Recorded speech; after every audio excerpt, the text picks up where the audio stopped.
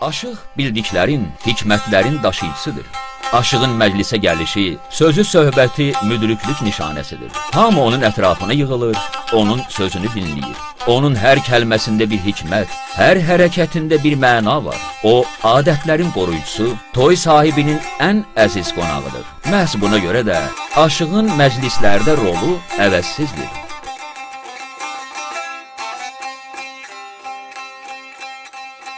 Eki dünya akun patal, eki dünya akun patal, insan dizi kevil kandadus. Habileri düz kalurday, mişirikni kıyıl kandadus. Habileri düz kalurday, mişirikni kıyıl kandadus. Gözəlliyi görmək üçün insana göz gərəkdir dost. Gördüyünü duyan kəsin ürəyi düz gərəkdir dost. Səhər sən evdən çıxanda, xoş xəyallar qucağında, salamlaşıb görüşəndə əlin təmiz gərəkdir dost. Salam qayım, kasdevlugur, ləkətəkay qilqandadur. Onun ibrətamiz kəlmələri məclisi bəziyir, qəlbləri oxşayır. Məhz buna görə də bir ləzgi məsələsində deyilir ki, aşıqsız məclisin dəyəri aşağı, duzu az olar. Onun üzünə bütün qapılar açılır. Gün ümirdə namuslu hukuk, gün ümirdə namuslu hukuk, namussuz mal hicran yadus, hicran yadus, hicran yadus, hicran yadus. Namussuz mal hicran yadus, hicran yadus, hicran yadus. Mıqar xalqın seçmid sarı.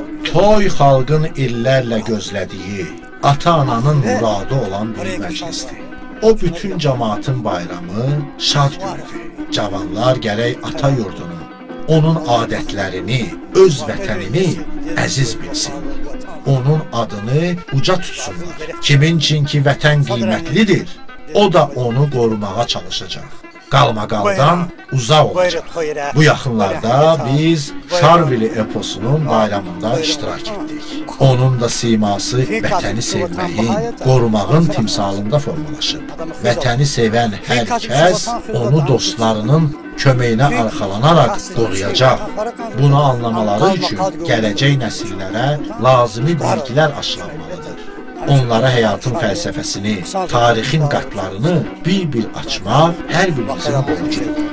Hər xəyar bir millətə qoydu saxlı. İmi qara çözgü biraz epos şarbi.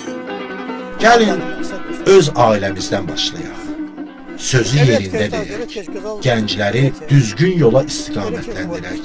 Əsillər boyu qazandığımız hörməti qoruyub saxlamaq borcumuzdur. Onun kəlmələri məclisi dəyərləndirir, insanların düşüncələrini istiqamətləndirir. İnsanlar daim şənlik, müdriklik axtarışındadır. Aşıq isə onlara şənlənmək imkanı ilə yanaşı, müdriklik də bəxş edir. O, məclis iştirakçıları ilə bir-bir görüşür, sözü, kəlamları ilə bölüşür, hamını şənləndirir. Şübhəsiz ki, aşıq toyun yaraşığı, aparıcı qüvvəsidir. Onun sözü, onun tələbi toya təmtəraq verir. O, həm maraqlı söhbətləri ilə məclisdəkilərə xoş ovqat bəxş edir, həm də musiqi və mahnıları ilə toyu rövləqləndirir. Məhz aşıq qonaqları məclisdəki digər iştirakçılara təqdim edir, onlara şərəf gətirir.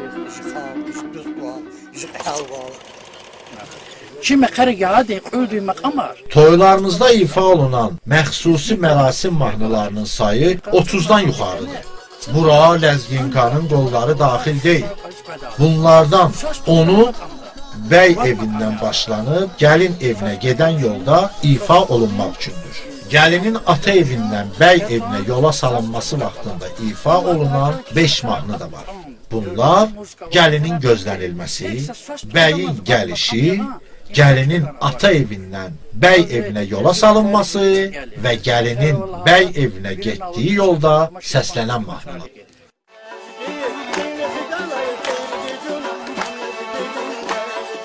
Musiqiçilərin gəlişi rəqslərə meydan açır.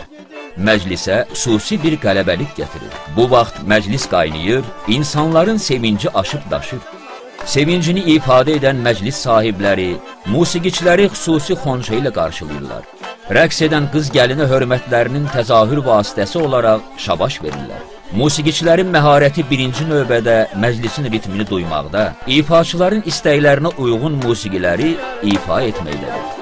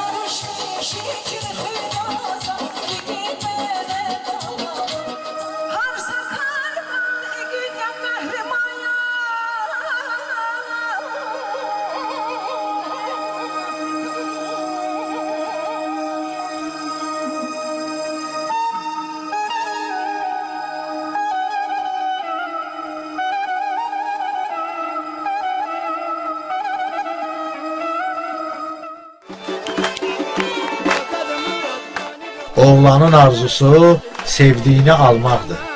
Evləndir, qəlbi sakitləşsin. Toy rəqslərini idarə etmək üçün araçı seçmək vacib məqamdır. Araçı dəm məclisi üçün geniş meydan yeri seçir. Ora oturacaqlar qoydurur, stullar düzdür. Yaxın keçmişdə xalçalar da sərilərdi. Sonra müəyyənləşdirilir ki, ağsaqqallar harda oturacaq, qadınların yeri haradır. Adət var ki, hətta gənc oğlanların qızlara göz qoymalarına da şərait yaradılsın. Məclisdə iştirak edən qızlar rəqsə dəvət olmazsa, meydana çıxmaqdan boyun qaçıra bilməzlər. Dem məclisi toyun ən gür məqamıdır. Bu, özlüyündə toyun üçüncü hissəsi sayılır. Məclisin əsas aparıcı qüvvəsi cəmaat hesab edilir. Burada iştirakçıların enerjisi, xoş məramları cəmləşir. Xalq arasında deyirlər ki, toy ev sahibinə, dem isə elə məxsusdur. Bu məclisin bir niyyəti, bir qəhrəmanı var.